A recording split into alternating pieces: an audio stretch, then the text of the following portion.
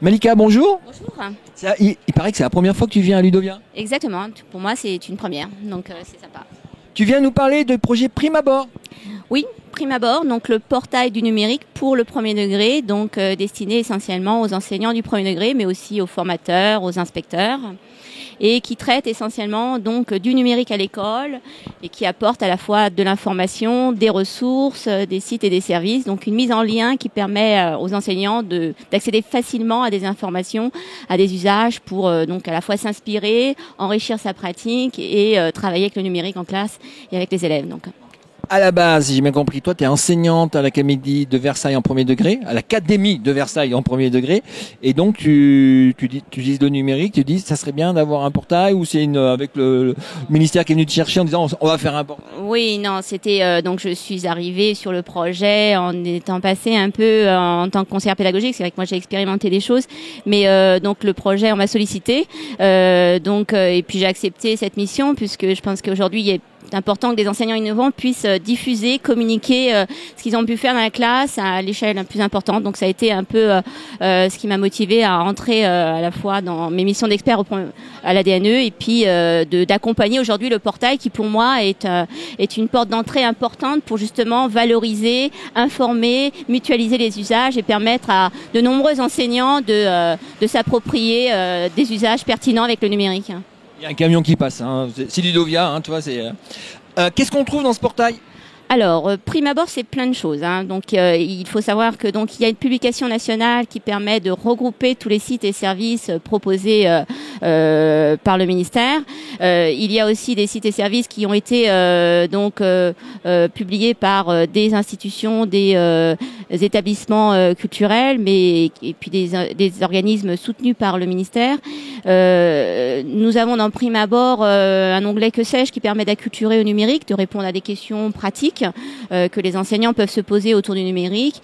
Et il y a aussi donc une partie en académie où on essaie de valoriser les usages pertinents qui ont été identifiés dans les académies et qui peuvent être mutualisés, transférés à d'autres académies. Les enseignants peuvent aussi y retrouver leurs outils professionnels, ce qui est bien pratique parce qu'en effet, parfois, le fait de tout rassembler, en tout cas, offre une facilité importante aux enseignants.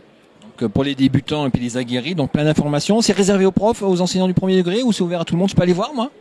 Tout le monde peut accéder à Prime Abord. L'entrée est complètement libre, des parents, des enseignants, des chercheurs, enfin des industriels. C'est vraiment un portail qui se veut donc ouvert à tous, mais en effet quand même plus destiné aux enseignants du premier degré pour leur permettre de travailler plus rapidement avec le numérique. J'ai vu qu'il y avait un hashtag Prime Abord sur Twitter, dis donc. Oui, en effet. Donc on peut suivre l'actualité de Prime Abord via ce hashtag sur Twitter. Il faut savoir qu'il y a une actualité qui est très très régulière puisqu'on a des nouveaux articles toutes les semaines. Donc c'est vrai que c'est pas mal de pouvoir suivre cette actualité via ce hashtag. Là, tu vas nous décrire l'état actuel. Quelles sont les perspectives, les évolutions envisageables ? Alors, en effet, Prime Abord est un portail tout jeune, puisqu'il date de février 2015.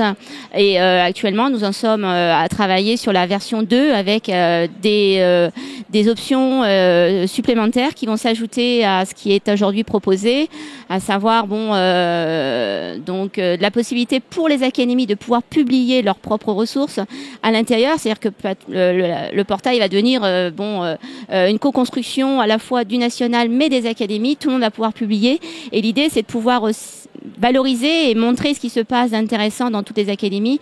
Donc une publication à plus de 30 puisque il y aura une trentaine d'acteurs, alors des IEN qui vont encadrer des équipes de publication dans chaque académie et nous on essaiera de valoriser en académie les usages que l'on trouve intéressants qui peuvent être transférés d'une académie à l'autre pour pouvoir mutualiser les usages parce que c'est surtout ça qui est important, c'est de pouvoir faire en sorte que les enseignants au niveau national puissent s'inspirer de toutes les bonnes idées qui existent un peu partout dans toutes les académies.